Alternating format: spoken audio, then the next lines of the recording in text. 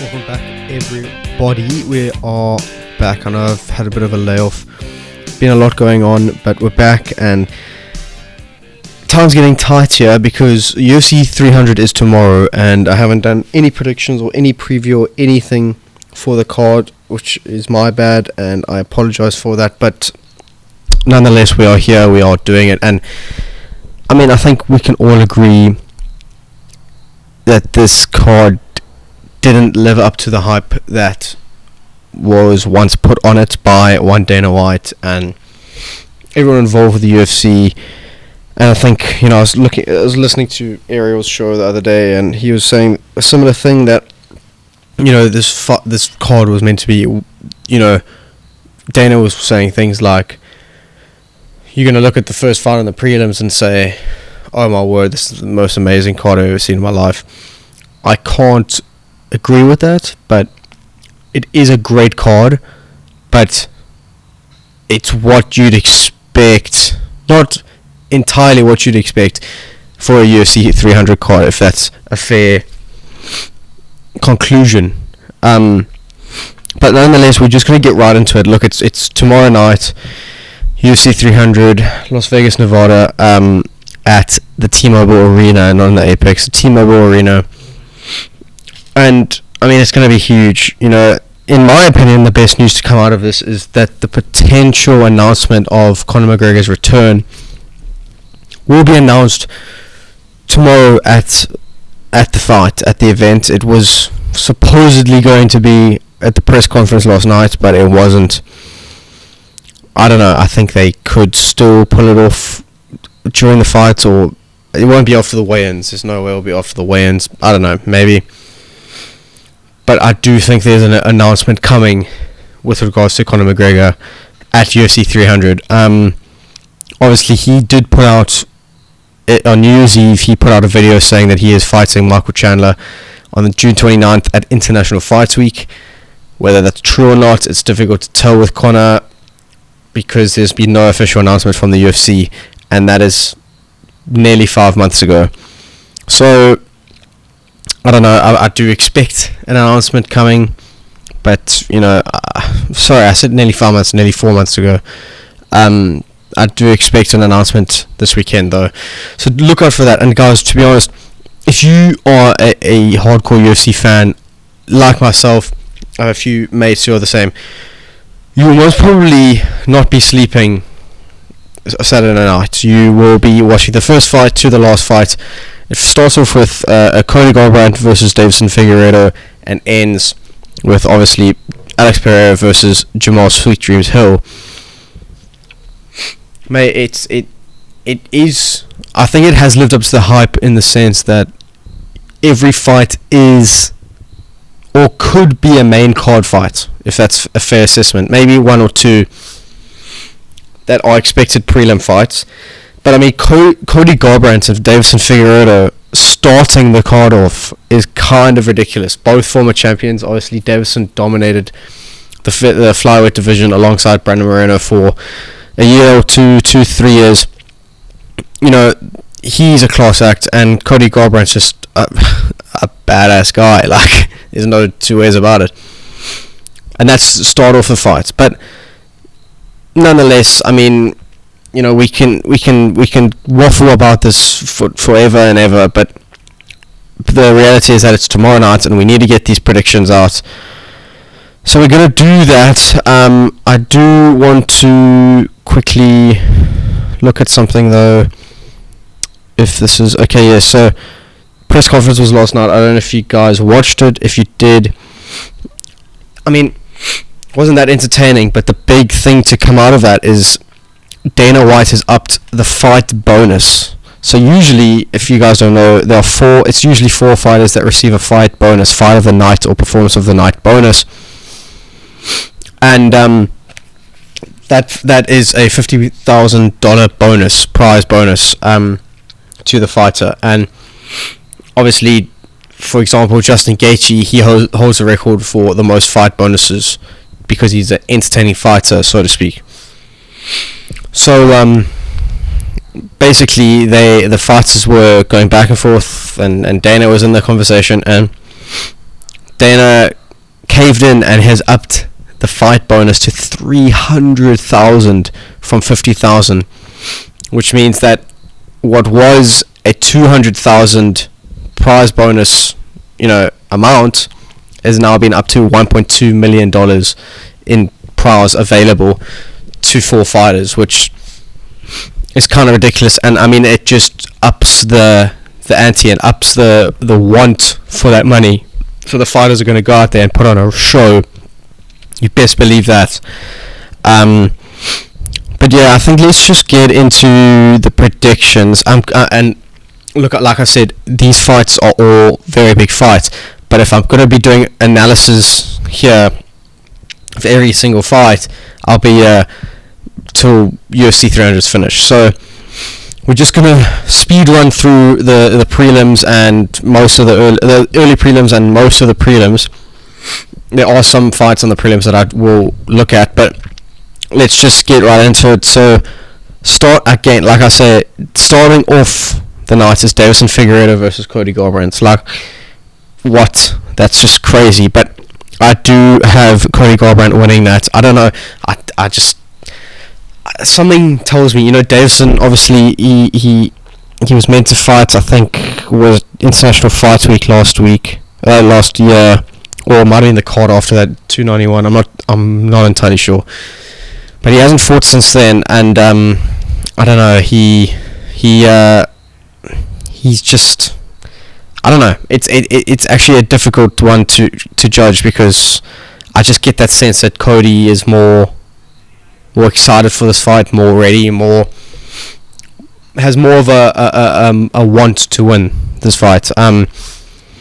So I've got Cody Garbrandt by knockout. It's a 3-round fight, but I've got it by knockout. Then we have Bobby Green and Jim Miller. If you guys don't know Jim Miller fought at UFC 100, ladies and gentlemen, and last night at the press conference he was boasting his UFC 100 jacket that he claims has been sitting, and probably a truthful claim, has been sitting in his closet for 15 years since UFC 100, which it's kind of ridiculous to think about. The guy has been around for that long. UFC 100 was more or less 15 years ago. And he's now fighting on 300, which is kind of crazy. But I don't think he's going to win. I think Bobby Green is going to beat him. Bobby Green obviously coming off quite a bad knockout against Jalen Turner. That very late stoppage. Obviously, cue the clip of MMA Guru saying that Bobby Green was dead when he wasn't. Obviously he was joking, but yes, he's coming off that bad knockout against Jalen Turner at UFC 296. So I do think he comes back. This will be his redemption fight. Obviously before that he had beat Tony Ferguson, but I don't know. I think that Bobby Green takes his fight, so I've got Bobby Green by decision. It's difficult to judge with this fight bonus being upped to 300k instead of 50k. You are likely going to see more aggressive fighting, because the guys want, they're MMA fighters. They want that money. They need it more. Anyone would, but I don't know. It's difficult to judge. I can't say everyone's going to win by knockouts, but Bobby Green, usually a guy that knocks people out, but I think he'll win by decision. Then we have Jessica Andrade, and she's fighting Marina Rodriguez, I think. Yeah, Marina Rodriguez. Jessica Andrade, I don't know. She's coming off a loss. Marina Rodriguez likely got a title shot if she beats Jessica Andrade. I'm going to say Marina Rodriguez by decision. Not much to say there. Just a bog standard fight on the early prelims. We then move on to Jalen Turner versus Renato Moicano. And obviously, Renato Moicano is a character on social media. If you guys don't know him, get to know him. He's a clown. Famous back and forth with MMA Guru. But he's fighting Jalen Turner, who, as I just mentioned, is coming off a very nasty KO win against Bobby Green, where, again, the ref did a very late stoppage. And that's an understatement. But I do think Jalen Turner beats Renato Moicano. I don't know. Jalen Turner is, I mean, when you look at him, you wonder how is that guy a lightweight? You know, it doesn't make any sense. The guy is like 6'2", 6'3", and he's just long. So he's a nasty knockout artist, but he's a tarantula. That's his nickname, tarantula. He has ground game. He knows what he's doing. Well-versed fighter. So I think Jalen Turner takes that. So a summary of the early prelims: I've got Garbrandt by knockout, Bobby Green by decision, Marina Rodriguez by decision, and Jalen Turner by knockout. Those are my knockout or TKO. When I say knockout, obviously it's pretty much the same thing, but those are my predictions for the early prelims. But let's waste no time onto the preliminary card, ladies and gents. And looking at this, you'd think it's a main card with the people who are on this card. And I should mention, this card, out of 4, 8, 13 fights, what is that, right? 4, 8, 13 fights on the card.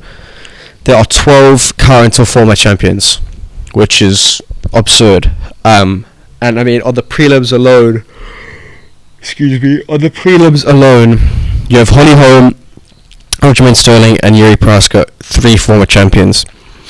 But starring the preliminary card, Sodiq Yusuff versus Diego Lopes. Okay, now, can I be fully transparent? I had no idea that Diego Lopes was a featherweight. For some reason, in my mind, I thought he was a lightweight or even a welterweight. I thought he was a bigger guy. But he's a featherweight, and he's fighting Sodiq Yusuff, and I have a strong feeling Sodiq Yusuff is going to beat him. I just think he's a beast. Just an absolute beast. I mean, if you look at him, you would think he's a welterweight with his size, but he fights at 145, and he does so very well. And Diego Lopes, I don't know. I just don't think he's going to be able to handle him. So I'm going to go Sodiq Yusuff by decision. Yeah, I do think that's going to be a very good fight, underrated fight, so to speak, because obviously there's going to be a lot of very good fights on this card, but I think Sodiq Yusuff takes this fight by decision. Then we have, in my opinion, the fight I'm probably most looking forward to, one of the fights I'm most looking forward to. Holly Holm, a boxing Hall of Famer, versus Kayla Harrison, a 2-time Olympic gold medalist. Mate, that is a ridiculous fight. Holly Holm's a beast. If you know anything about the UFC and have watched the UFC for the past 10 years, you know Holly Holm is a beast. She's an international boxing Hall of Famer, former UFC champion, beat Ronda Rousey.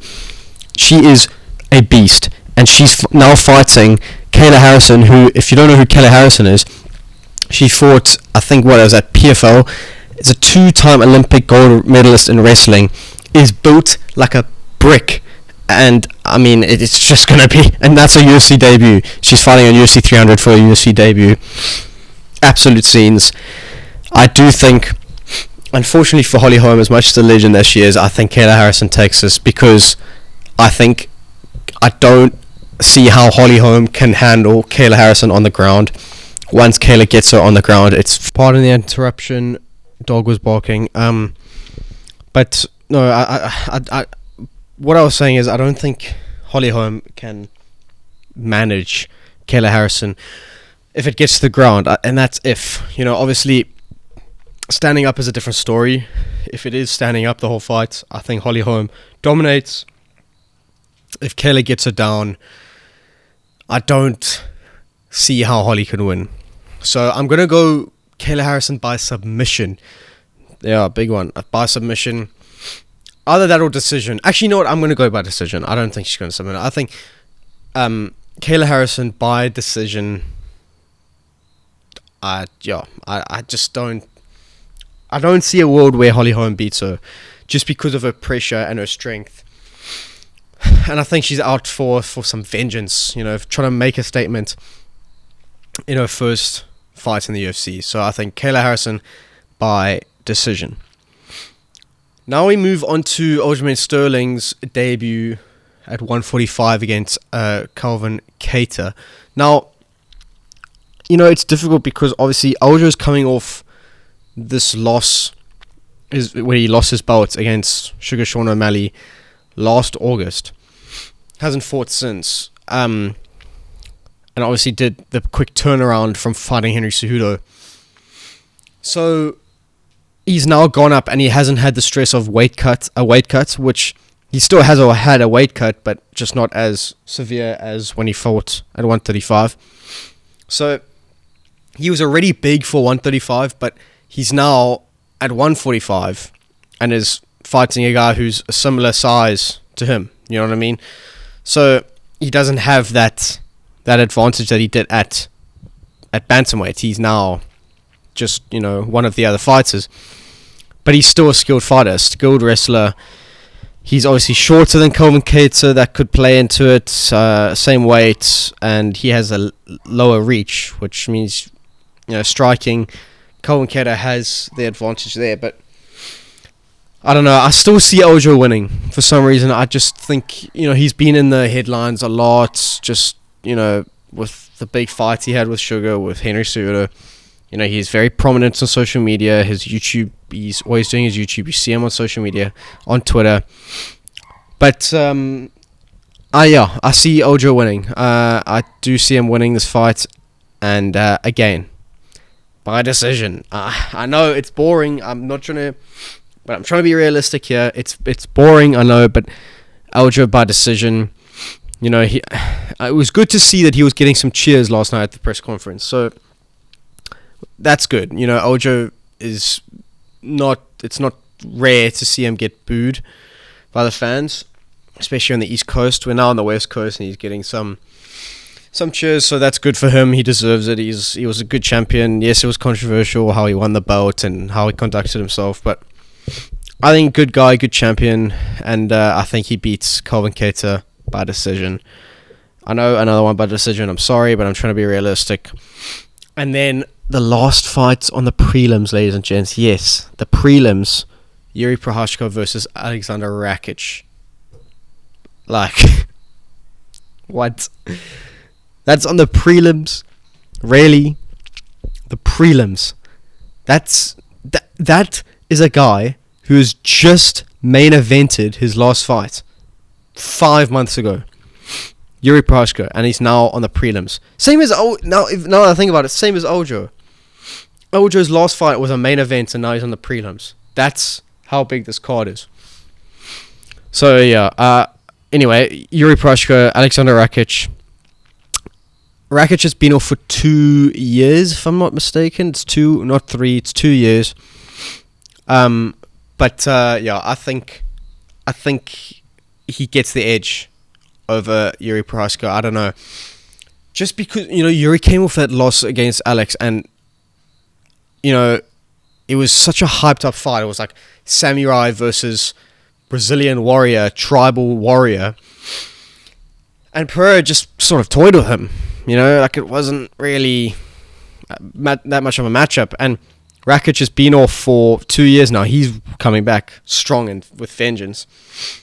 I don't want to doubt Yuri, but I don't think he wins. I think Alexander Rakic will win this fight. Just, again, being realistic. None of these guys I've said so far are any of my very favorite fighters. But we'll get to that in the main card. But I say Alexander Rakic by knockout. Yeah, by knockout. I just see it happening. I really do. I think he's coming for vengeance. I mean, he was stone cold at the press conference. He's stone cold at the face-offs. It's going to be a great fight. Look, no two ways about it. That's going to be a crazy fight between two giants. But I don't know. I feel bad for Yuri. He's on that injury has just plagued his career. But anyway. And now, ladies and gents, we move to the main card. And I mean, I've just seen something here that gave me a fright. Anyway, main event. Main card. And we start off with a card that, in my opinion, should have been on the early prelims. Not the prelims, the early prelims. put Yuri and Rakic on the main card. Put this on the prelims. Like, doesn't deserve to be on the main card, but anyway, it is. Bo Nickel versus Cody Brundage. Bo Nickel, if you don't know, get to know. He is a D1 wrestling. He's got the Hodge Trophy, if I'm not wrong, which is best collegiate wrestler. He's now 5-0 in the UFC. Look, he's a class fighter. I think he's great. He's coming off that win against what was that bloke's name? The Jamaican guy. Started with a V. I can't remember, but he basically fought him on a day's notice or whatever it was. Literally 2 days, 3 days notice. I knocked him out in the first round. I think it was like 40 seconds or something. But anyway, Bo Nickel, he's fighting Cody Brundage. I think he's another, with all due respect, another placeholder for Bo Nickel's rise to stardom in the UFC. I think he's young, he's confident, he's a great wrestler. And the fact that he's a great wrestler and he's knocking people out is just tells you everything you need to know. But I'm going to say Bo Nickel by decision. I do think Bo Nickel's career is going to be similar to that of one Khabib Nurmagomedov. It's going to be just played with decision wins. Not taking anything away from Khabib, but he's winning the fight by decision. It's still a win. It doesn't take anything away from you. But I don't know. I think a guy like Cody Brundage, I just feel like there's a possibility that he goes out swinging, just because he's heard the prize has been amped up to 300k for fight bonuses. I don't know, man. I think people could get shocked by Cody Brundage, but I am going to play it safe and say Bo Nickel by decision. I just don't really realistically see a world where Cody Brundage wins, but anyway, Bo Nickel, I think he wins by decision. Anyway, moving on to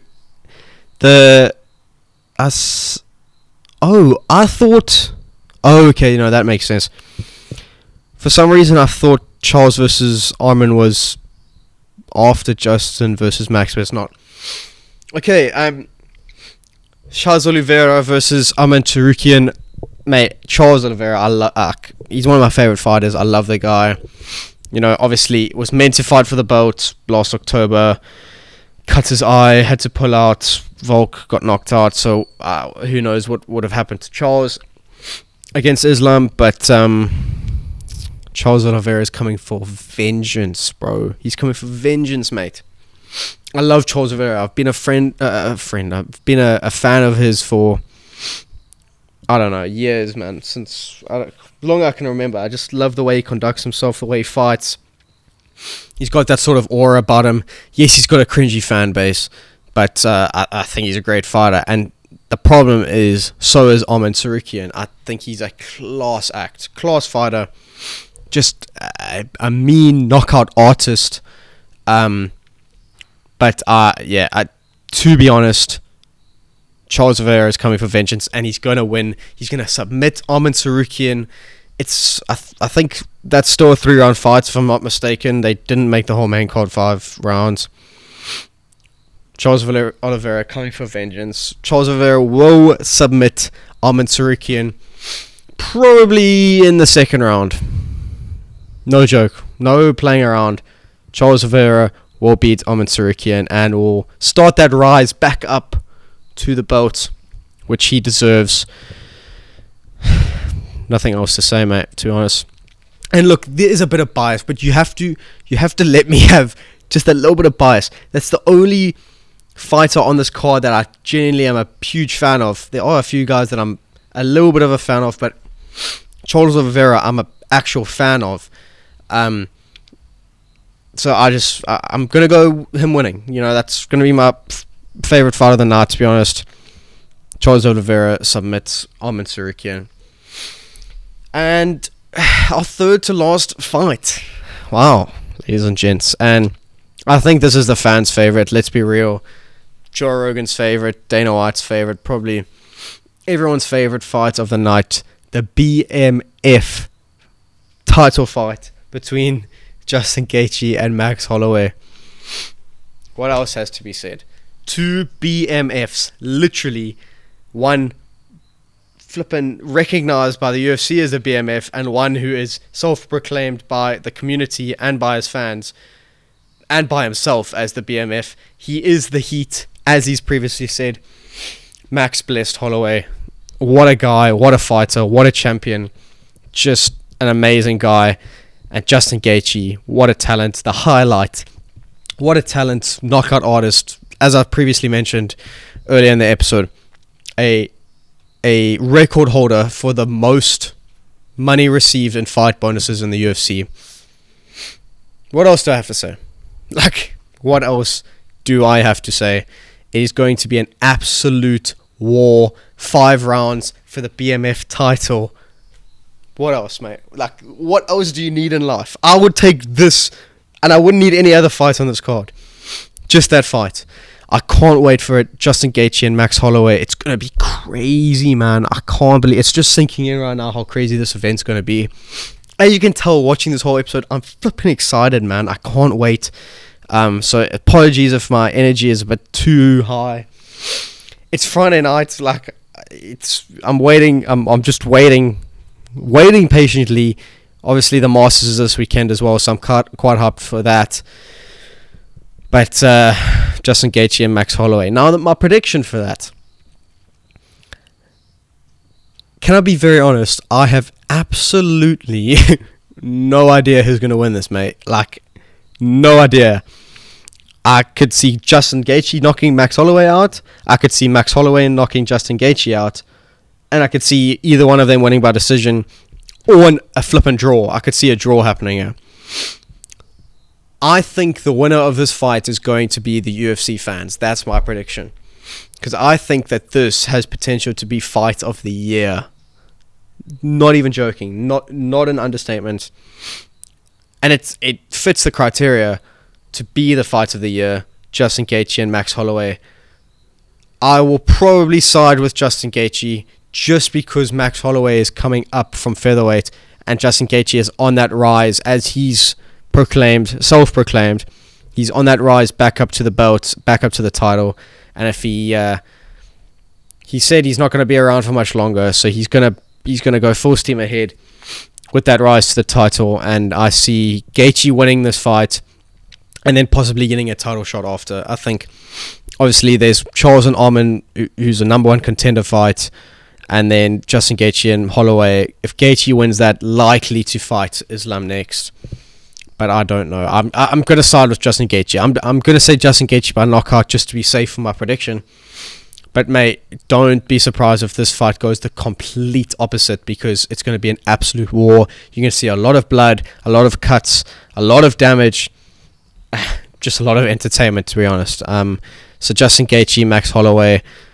If there's one fight on the card that I would say watch, if you have the chance to only watch one fight and you're too busy with something else, just make time to watch Justin Gaethje versus Max Holloway. It's going to be crazy, and I know the fans are going to love it. And credit to the UFC for putting this together, because that's 2 absolute warriors. I mean, it's absolutely ridiculous. But, moreover, we get to the co-main event, and it's an all-Chinese women's strawweight championship fight. That is a historical sentence that I have just said. Historical fight. Zhang Weili versus Yan Xiaonan. And, I mean, again, mate, it's just a ridiculous fight. Zhang Weili, absolute beast. She's a 2-time UFC strawweight champion. And Yan Xiaonan, who's just on that rise to possibly being a champion. But unfortunately, I don't think it's going to be as close as people think. I think Zhang Weili is going to defend her title, and I think she's going to knock out Yang Xiaonan. I just don't see Yan winning, to be honest, with all due respect. I think Zhang Weili could go down as one of the greatest female fighters to ever fight in the UFC if she keeps on going like this. But she's got some work to do. But again, I think she'll be just fine in this fight. But again, going to be a great fight. Great for the country of China. Credit to them. It's a great moment. But I I think Zhang Weili by knockout in the co-main event. But ladies and gentlemen, we've arrived at the main event for UFC 300, and it is Alex Poitin Pereira versus Jamal Sweet Dreams Hill. A bit of a letdown with the UFC 300 main event, but still a great fight. Like, Alex Pereira obviously is the recent light heavyweight champion. He won the belt back in November. But I don't know, mate. I'm also just clocking. I earlier in the episode said Yuri Prohaska was main event in his last card. He wasn't. He was co-main event. Tom Aspinall and Sergey Pavlovich was the main event, if I'm not mistaken. I'm pretty sure. Please correct me if I'm wrong. Anyway, I'm gonna say, look, mate, Alex Pereira by knockout. Like, I love Jamal Hill. I think he's great. He's funny. He's a character. Great fighter. And very unfortunate with his Achilles that made him have to vacate the title in like the middle of last year. But I can't see how he competes. You know, they are the same height, you know, same weight. They have the same reach.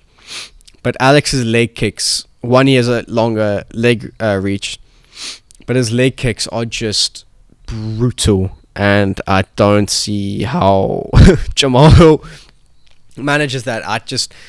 It's something that, I mean, the fact that Izzy managed to knock out Alex Pereira is, in my opinion, a miracle. I think Izzy's a great fighter. I like Izzy, but I just think that was a miracle upon miracles, because closing the distance with Alex Pereira is something that you cannot do. I mean, if you have seen the bloke's fists, like clenched fists, like two rocks. And Sharma Alex Pereira, I think he will knock out Jamal Hill in the main event of UFC 300 and continue his rise as one of the greatest UFC fighters ever, in my opinion. So yeah, that's all the fight predictions. I mean, it's going to be just a great night. I can't wait. I know you guys can't wait. I know UFC fans can't wait. But those are my predictions. Please don't forget to let me know down below what your guys' predictions are. I'm going to put them out on TikTok, on Instagram. This will be a YouTube video as well. But I just also wanted to say a big thanks to everyone who has been supporting the podcast. Apologies if you see my cat come into the frame. But anyway, I just want to say a big thanks to everyone who's supporting the pod. Continue to support the videos. I know I've been very lackluster with the videos recently. I've just been very busy with uni and with other things in my life. But there's a lot going on. But we're here. UFC 300 has finally arrived. You know, it's been a long 4 weeks with fight nights. But we are here. We finally arrived, UFC 300.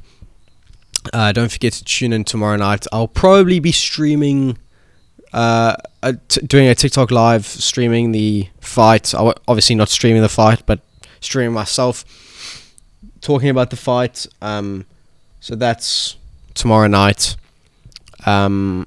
So yeah, other things I wanted to say, just don't forget to, if you are enjoying the pod, just do me a favor and rate the pod. That's all I need you to do. It just helps boost our discoverability on Spotify. And if you're on YouTube, just leave a like, leave a comment, tell me any feedback is warranted. If it's negative, let me know so I know what to change. If it's positive, let me know. It makes me feel good and makes me feel happy with what I've done. And it makes me proud that you guys like it. So yeah, any feedback will be wanted any time of the day. So yeah, thanks guys. And again, a rating on Spotify, that just helps with our discoverability. I'm on Twitter at Nezcat, Instagram at NezcatKnows, YouTube at Nezcat. So there's a lot of places you can find me, and obviously the TikTok as Nezcat, which is probably where you guys have seen me. But those are my UFC 300 predictions. I hope you guys enjoy UFC 300. And I hope you guys enjoy the Masters this weekend. You golf fans, I know the Masters is on right now. I have it there. That's why I've been looking there the whole episode. if you guys are watching the video pod. But thanks again for all the support, guys. I hope you enjoy UFC 300. Enjoy the golf as well. Premier League this weekend, and then we get into United playing Coventry next week, or was it the week after? Something like... No, it's next week. Formula 1 in China next week. There's things happening. We're getting to a good time of the year where a lot of sports is happening. So I'm excited for that. Euros coming up as well. Olympics coming up. So yeah, guys, thank you so much for the support. I hope you guys have a blessed day as well. Enjoy the fights. It's going to be crazy. It's going to be amazing. Look out for the Conor McGregor announcement. You best believe when you hear that announcement, you think of me. I will be posting about that straight away. But yeah, guys, thank you so much for tuning in again to the Nescat Knows Show. Apologies for the weird setup. I am home. I'm not at uni. I'm at home at the moment recording this episode. So yeah, if you guys enjoyed, let me know, and I will see you in the next episode. Thank you so much for watching and tuning into the Nescat Knows Show. I will see you next time. Cheers.